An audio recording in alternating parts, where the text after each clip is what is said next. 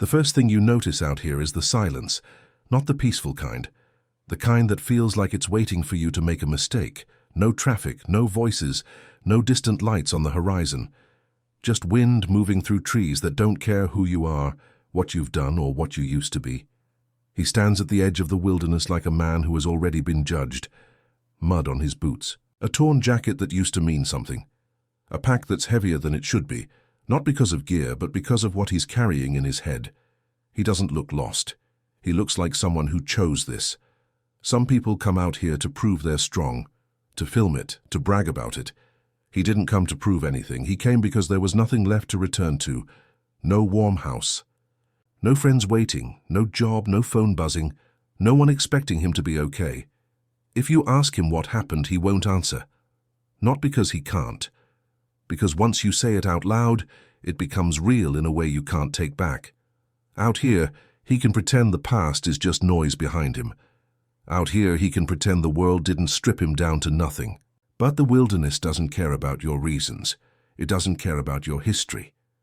The cold will take your fingers the same way it takes anyone else's. Hunger will gnaw at your stomach until you stop thinking like a person and start thinking like an animal. And the nights, those nights will test parts of you that training never touched. He takes one step forward, and the ground answers with a soft crunch. Another step, and he's swallowed by trees. The light changes instantly, like the forest is closing a door behind him. He pauses, listening. Somewhere above the canopy, a single sharp cry cuts through the air. An eagle, high, unseen, watching. Not a companion, not a sign of hope. Just a reminder that out here, something is always aware of you. He keeps moving. The path is thin, almost imaginary, as if it exists only because others have been desperate enough to walk it. He doesn't follow it for long. Trails lead to places people go. He's not here to go where people go. He's here to disappear. Every few minutes he stops, scanning, not just for danger, but for the shape of his next decision. A place to shelter, a place to hide a fire, a place where the wind won't carve through him like a knife when the sun drops. His eyes keep returning to his hands, the hands of someone who once had structure, orders, rules, a mission. Now there's no mission, only survival, only the next hour, only the next mistake he can't afford. He reaches a shallow clearing where the ground is broken with rocks and roots. The air smells of wet soil and old leaves. Somewhere nearby water. That's good, but water means animals. Animals mean risk. Everything out here is a trade. He drops his pack, slow and careful, as if setting it down too hard might crack what's left inside him. He pulls out the few things he has, a blade, a fire starter, a small tin, cord. Basic, minimal, no luxury, no comfort. The kind of load you carry when you're not planning to stay alive for fun. The sun is already lowering. Out here, evening doesn't arrive gently. It falls. The temperature drops fast, and the shadows stretch like they're reaching for him. He looks up again, searching the sky through branches. Nothing now. The eagle is gone, or maybe it's just moved where he can't see it. That's how this place works. You never know what's watching. You only know you're exposed. He exhales once, steady, and then he starts building the first thing he needs to earn another day, shelter. Because out here, there are no second chances. Out here, you don't get rescued. Out here, you learn quickly what no way back really means. He works without wasting movement. Not rushed, not calm, just efficient. The kind of efficiency that comes from years of doing what needs to be done, even when you don't feel like doing it. He studies the ground, the slope, the direction of the wind. The forest offers 100 wrong choices for every right one. A shallow dip between two thick trunks becomes his target. It's not perfect, but it's something. A small break in the wind, a natural wall at his back, and a view of the clearing without being fully exposed. Out here, comfort is a fantasy. Security is earned in inches. He gathers dead branches first, snapping them with controlled pressure so the sound doesn't echo too loudly. Then he collects long limbs for structure. He drags them across the forest floor, leaving a trail that could be followed if someone wanted to follow it.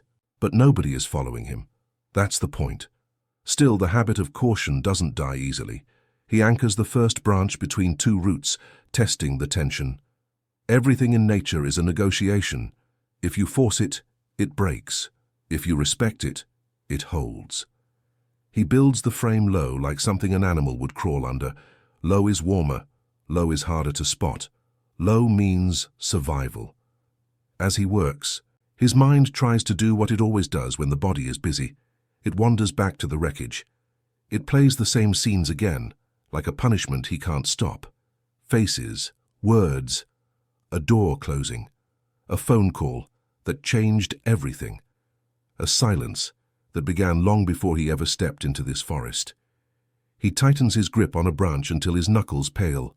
Not now, not here. The wilderness doesn't care about your thoughts, but your thoughts can still kill you. Panic makes you careless, regret makes you slow, and slow in the cold is dangerous. He layers evergreen boughs over the frame, thick and overlapping. Needles scratch his wrists. Sap clings to his skin. The smell is sharp and alive. It doesn't remind him of home. It reminds him that this place has its own rules, and he's just a guest with no invitation. When the shelter is finally standing, it looks fragile, like it could collapse with one bad gust. He crawls inside and tests it. The ground is damp, cold against his knees. He needs insulation. He piles dry leaves and moss where he can find them, making a thin mattress between his body and the earth.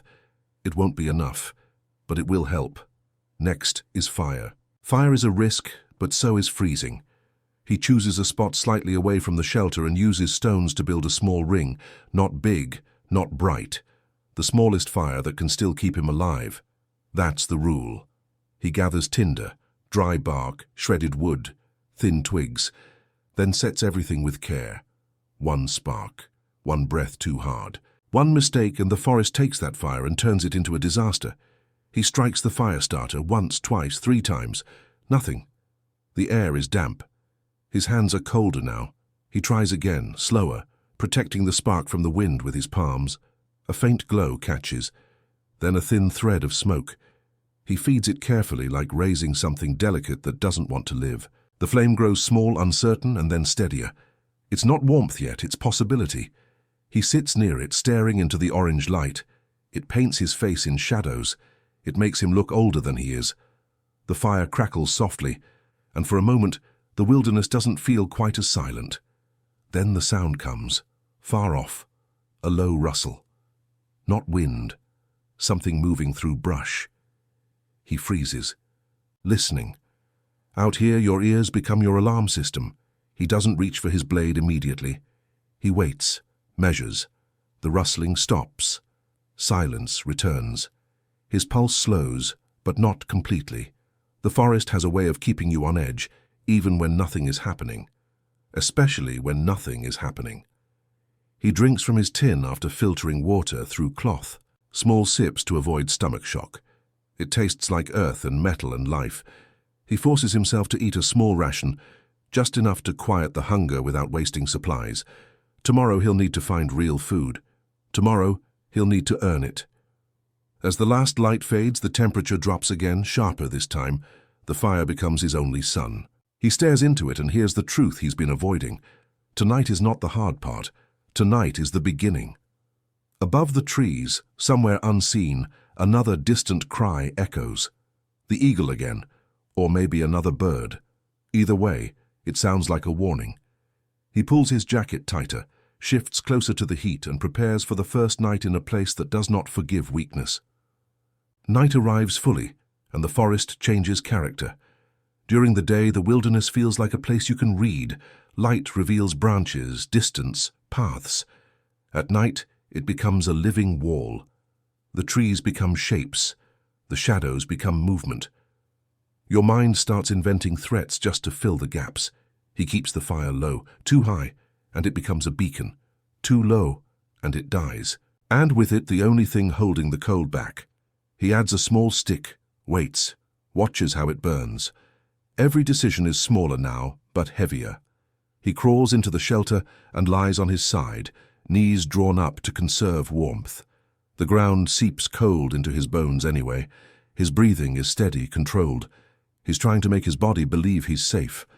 But the mind doesn't accept lies easily. In the darkness, he sees flashes that aren't there. The outline of a doorway, the glow of a screen, the memory of a room that used to be his, now belonging to someone else. He squeezes his eyes shut. The forest presses in. He can hear the wind shifting, the subtle creak of branches, the distant drip of water, and then a sound closer than he wants, a snap, a twig breaking under weight. His eyes open immediately. The training part of him wakes up, cold and fast. He listens. No movement. Just the slow return of silence. He doesn't move. Moving is what prey does when it panics. Another snap, farther this time. Then a faint rustle, like something circling. He grips the blade, not as a weapon, but as a reminder that he still has agency. Out here, fear is not the enemy. Fear is information. The enemy is losing control. He waits. Minutes pass like hours. His muscles begin to ache from stillness. The shelter feels smaller now. The fire's glow barely reaches inside, and the dark beyond it feels endless. Finally, whatever was out there fades away. The forest doesn't relax, though. It never relaxes. It just moves on to the next test. He tries to sleep, but sleep in the wild is not rest. It's surrender, and surrender is dangerous.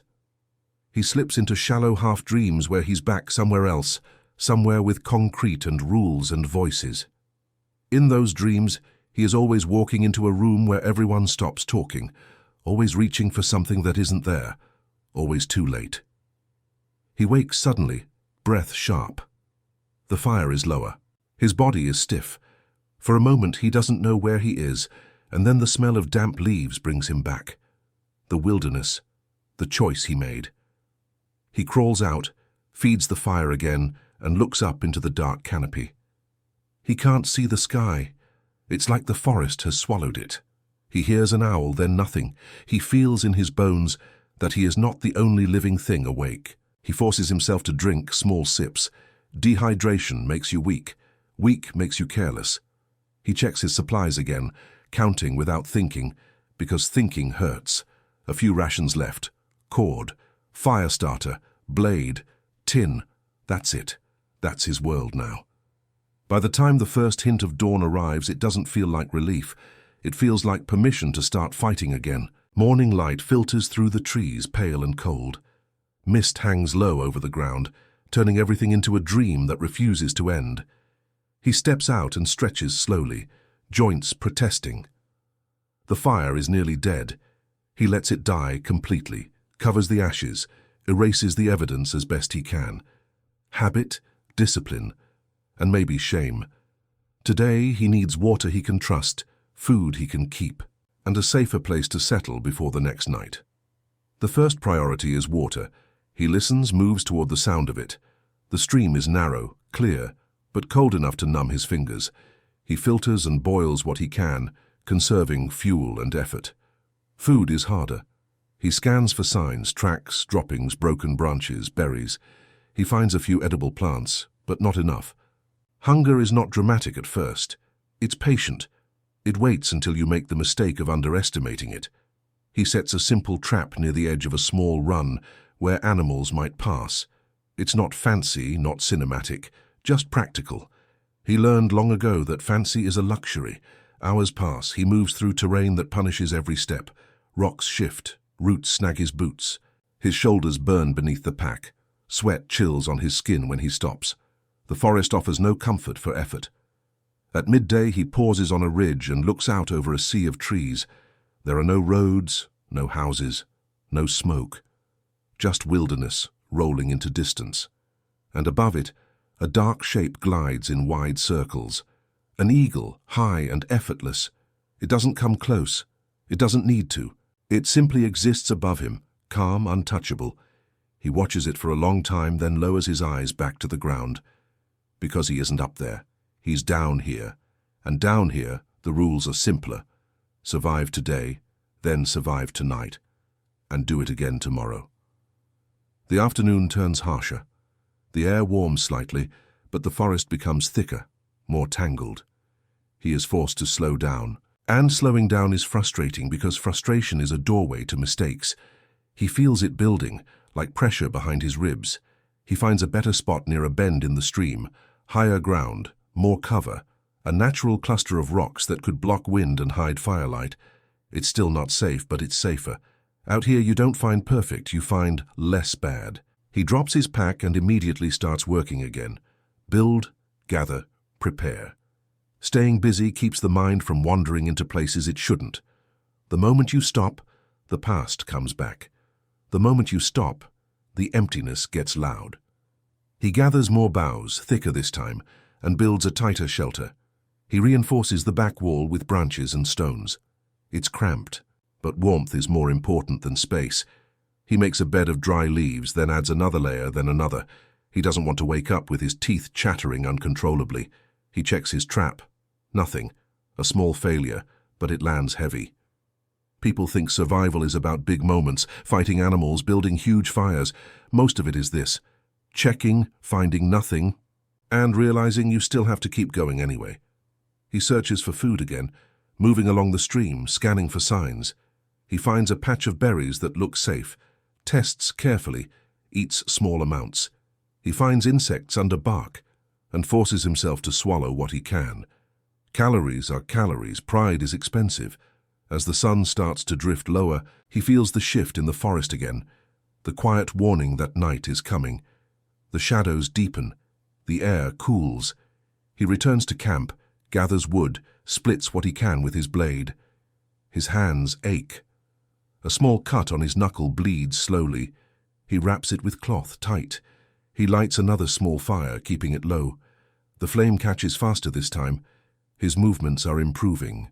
His rhythm is returning. The wilderness is teaching him one hard lesson at a time. He sits watching the fire, and for a moment his face softens, just slightly, like he's remembering something he didn't want to remember. In the crackle of burning wood, he hears a different sound. Distant voices, laughter, a moment before everything went wrong. He tightens his jaw and stares harder at the flames, as if he can burn the memory away. The second night does not feel like the first. The first night was fear of the unknown. The second night is fear of the predictable. Cold will come. Hunger will come. The mind will come for you. He eats a small portion of his remaining ration, saving what he can. He drinks water, warm from boiling, and it helps his body but not his thoughts. The stream keeps flowing. The forest keeps breathing. It's like the world continues without caring whether he makes it or not. The wind rises, and the trees answer with long creaks, like old doors opening. He pulls his jacket tight and crawls into the shelter. The fire's glow fades behind him. The darkness settles in front of him like a wall. This is the part nobody films. The part nobody wants to see. When the body is tired, when the stomach is empty, when the cold starts pressing into the deepest parts of you, the mind begins bargaining. It starts with small thoughts. You could turn back. You could walk until you find a road. You could give up this idea of disappearing. You could call someone. You could go back to being a person. Then the next thought follows, darker. Would anyone even answer? Would it matter? Is there a place left for you? He breathes slowly, forcing the thoughts back. He's not here because he wants to be. He's here because he doesn't know where else to go. Outside, something moves again. Not close, but close enough. He hears water shifting, a soft splash, then silence. He imagines eyes in the dark. He imagines teeth. He imagines everything that could be waiting beyond the thin walls he built. He grips his blade again, not because it will save him from everything, but because it gives his hands something to do besides shake. Hours pass. The wind calms. The forest settles. His body eventually sinks into a shallow sleep. And in that sleep, he dreams of a life he can't return to. He dreams of standing in a room where he used to belong. He dreams of someone looking at him like he's a stranger. He dreams of reaching out, and the moment his fingers touch, everything turns to ash. He wakes before dawn, heart pounding, and stares into the dark. Out here, the wilderness takes away distractions until all that's left is you. And if you don't like what you find, you can't run from it, because there's no way back. Morning comes again, and the sky is a muted grey through the canopy. The air smells like damp stone and pine. He moves slowly at first, as if his body is negotiating with the pain before agreeing to another day.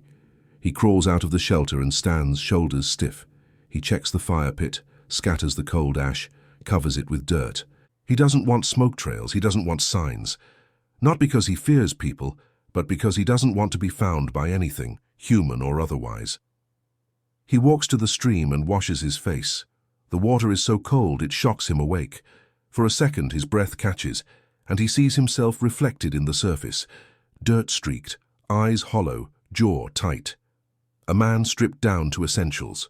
He drinks, then sits on a rock and eats what little he has left. Berries, a small piece of ration, whatever he can force down. He knows he needs real food soon. Hunger has already started changing the way he thinks. It makes everything sharper and more aggressive. It makes patience feel impossible. He checks the trap again, still nothing. The quiet failure hits him harder this time. He stares at the empty space and anger rises in him like a spark. Not the explosive anger of a fight, but the slow anger of realizing that effort doesn't guarantee reward. He resets it anyway. Because that's what you do when you have nothing else. You try again. As he works, he hears it, wings cutting air above the trees. He looks up and catches a glimpse through a break in the branches. The eagle circling, smooth and controlled. It doesn't hesitate, it doesn't struggle, it doesn't doubt. He watches it until it disappears beyond the canopy. The contrast is brutal.